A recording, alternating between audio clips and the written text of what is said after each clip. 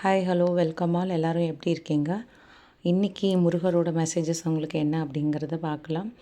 Number 1, number 2 2 நம்பரில் ஏதாவது ஒரு நம்பர் சூஸ் பண்ணிக்கோங்க. சில பேருக்கு நீங்கள் நம்பர் 1 சூஸ் பண்ணியிருக்கலாம், உங்களுக்கான மெசேஜ் நம்பர் 2ல் கூட ரெசனேட் ஆகும். ஸோ இது ஃபுல் அண்ட் ஃபுல் எனர்ஜி ரீடிங்கிறனால முடிஞ்ச அளவுக்கு வீடியோவை ஸ்கிப் பண்ணாமல் பாருங்கள்.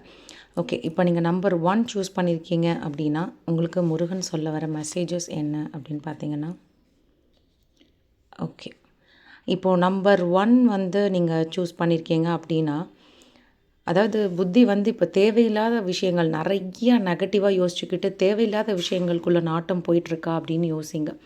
அதாவது நல்ல விதமாக இருந்திருப்பீங்க இவ்வளோ நாளாக, யாருடைய குழப்பத்தினாலோ யாரோ உங்களை குழப்பி விட்டு, இல்லை மற்றவர்களை பார்த்தோ தேவையில்லாமல் ஒரு சிந்தனைகள் மனசு சஞ்சலப்பட்டு ஏதாவது ஒரு விஷயங்கள் இருக்கா அப்படின்றது யோசிங்க.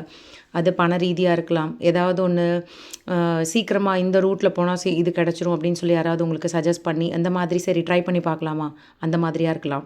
இல்லாட்டி வேறு ஏதாவது விஷயங்களில் உங்களுக்கு புதுசாக ஏதாவது ஒரு விஷயங்களை பழக்கி விட ட்ரை பண்ணுறாங்களா யாராவது, அதை கவனிங்க.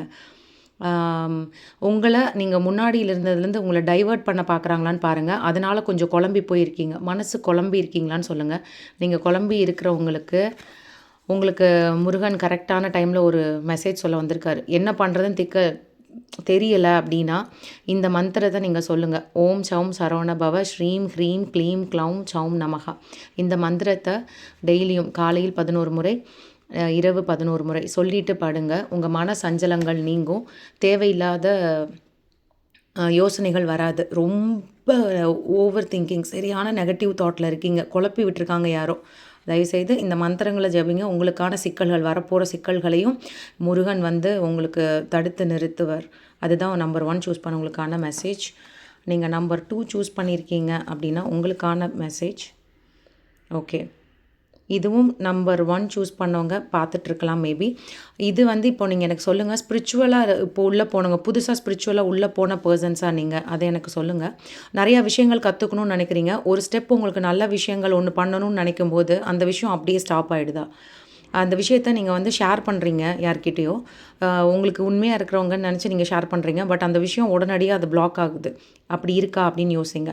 ஸோ நீங்கள் சூஸ் பண்ணியிருக்கிற நண்பர்களோ உறவினர்களோ, நீங்கள் உண்மைன்னு நினச்சிட்ருக்க ஒரு உறவினர்கள்கிட்ட நீங்கள் உங்களுக்கு மகிழ்ச்சியான விஷயங்கள், இல்லை நீங்கள் செய்ய போகிற விஷயங்கள், ஐடியாஸ் ஏதாவது கொடுக்கும்போது அது உங்களுக்கு தடைப்படுது அப்படின்னா, உங்களுக்கு முருகன் சொல்ல வர மெசேஜ் வந்து ஒன்று ஞாபகம் வச்சுக்கோங்க. நீங்கள் பார்க்குறவங்க, நீங்கள் பேசுகிறவங்க, உங்ககிட்ட சிரிக்கிறவங்க எல்லாருமே நல்லவங்க கிடையாது. எல்லாருமே உங்களுக்கு நல்லது செய்கிறதுக்கு கிடையாது.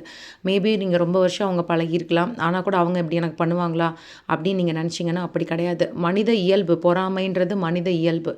ஸோ ஒரு விஷயங்கள் பண்ணும்போது நம்ம முன்னாடி சந்தோஷம், உனக்காக நான் ஹாப்பியாக இருக்கேன் அப்படின்னு சொல்லலாம், பட் உண்மையான இன்டென்ஷன் அது இருக்காது. மனசுக்குள்ளே ஒரு கருக்குன்னு அவங்க யோசிச்சுட்டா கூட அது நமக்கு ஸ்டாப் ஆகும். யோசிச்சு பாருங்கள், உங்களுடைய விஷயங்களை நீங்கள் அடுத்தவங்க கிட்ட கொண்டு சேர்க்கும்போது உங்களுக்கு அந்த விஷயம் தடைப்பட்டு போகிறதாங்கிறத கவனிங்க. உங்களுக்கு முருகன் சொல்ல வர மெசேஜ் என்ன அப்படின்னா,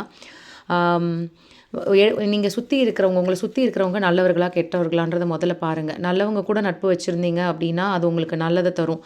இதே வந்து தீயவர்களோடு வச்சுருந்தீங்கன்னா அது வந்து உங்களுக்கு கெட்டது தான் நடக்கும் அப்படிங்கிறாங்க.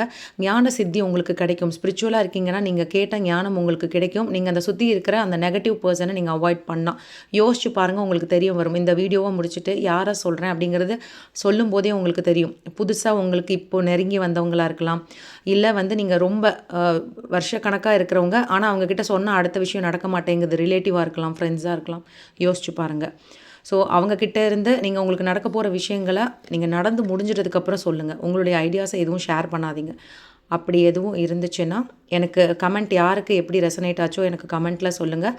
ஸோ நம்பர் 2 சூஸ் பண்ணவங்களுக்கு உங்களுக்கான ஞானம் கிடைக்க போது. ஸ்பிரிச்சுவலாக நீங்கள் தேடிட்டு இருக்கிற ஒரு விஷயம் உங்களுக்கு தெரிய வரப்போகுது. அந்த தேவையற்ற நபரை வந்து உங்கள் வாழ்க்கையிலேருந்து விலக்கிடுங்க. நீங்களுமே வந்து ஓம் ஐம் ரீம் வேல் காக்க அப்படின்ற மந்திரத்தை உச்சரிச்சுட்டே இருங்க. உங்களுக்கு நெகட்டிவாக யோசிக்கிற பர்சன்ஸ் உங்கள் வாழ்க்கையை விட்டு விலகிடுவாங்க. ஓம் சரவண பவ.